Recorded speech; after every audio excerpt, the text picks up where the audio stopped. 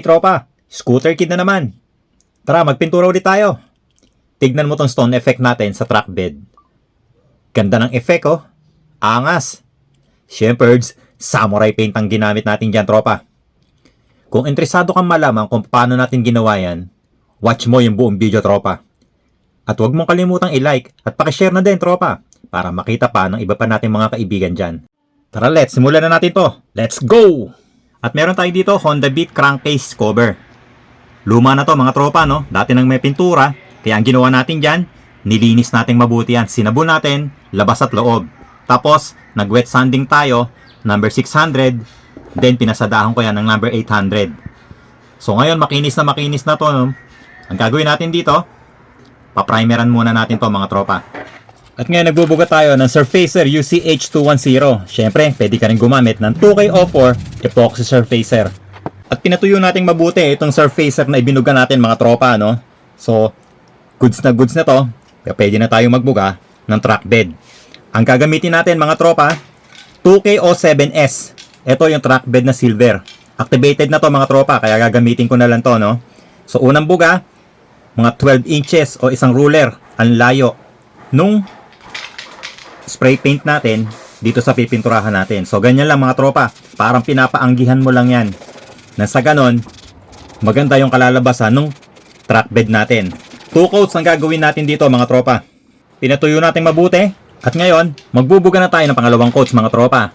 Yung pangalawang layer nito o yung pangalawang coat, mas malayo pa ng bahagya. Yung una, mga isang ruler ang layo. Itong second coat natin, isa't kalahati o kahit hanggang 2 ruler ang layo niya po pwede yan mga tropa.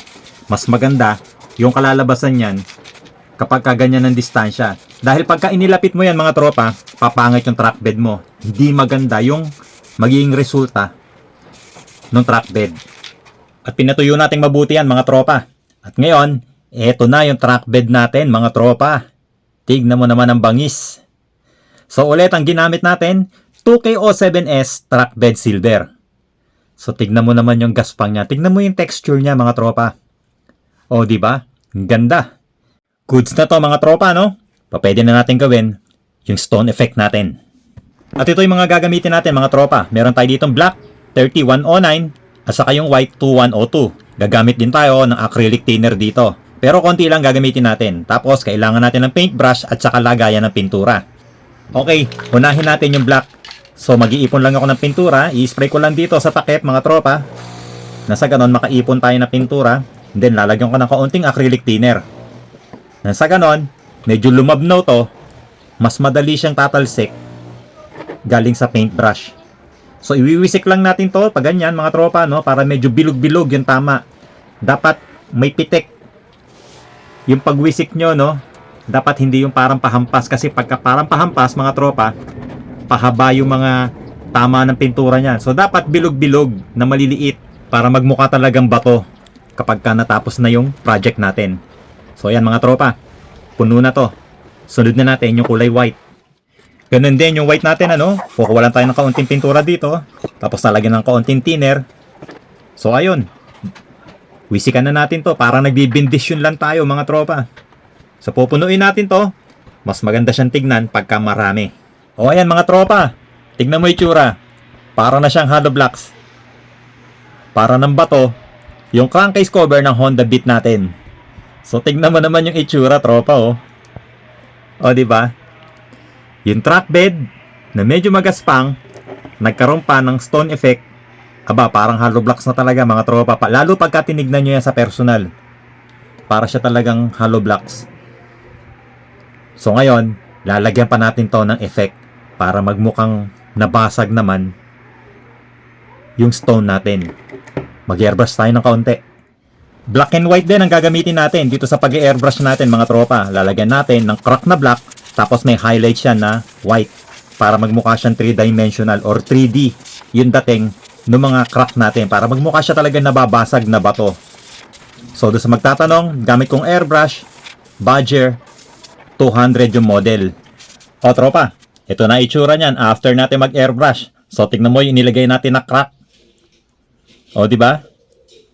3D ang dating, oh. So ang ganda ng pagkagawa natin, ano, pati yung kulay nung stone effect natin, ang ganda. Paka-solid ng kombinasyon niya. So ngayon, magbubuga na tayo ng top coat clear. At ngayon magbubuga na tayo ng flat clear. Ang code nito, 128A. Yes, mga tropa, flat na clear ang ilalagay natin dito. Nang sa ganon, maganda yung effect niya. Sa stone effect kasi, mas maganda yung flat, no? Kaya tayo naglalagay ng flat na clear para maproteksyonan yung mga pinturang inilagay natin dito. 3 layers or 3 coats yung ilalagay natin dito. Nang sa ganon, protektado talaga yung mga pintura at saka yung track bed natin. O ayan mga tropa, nagkabasag-basag na yung crankcase cover natin na gawa sa bato.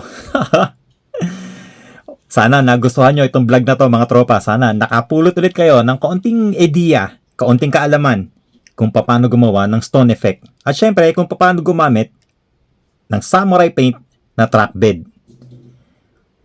So, ulit, maraming salamat sa lahat ng sumusuporta sa Scooter Kid. Doon sa mga nag-aabang sa video na to, eto na tropa, sana nagustuhan nyo.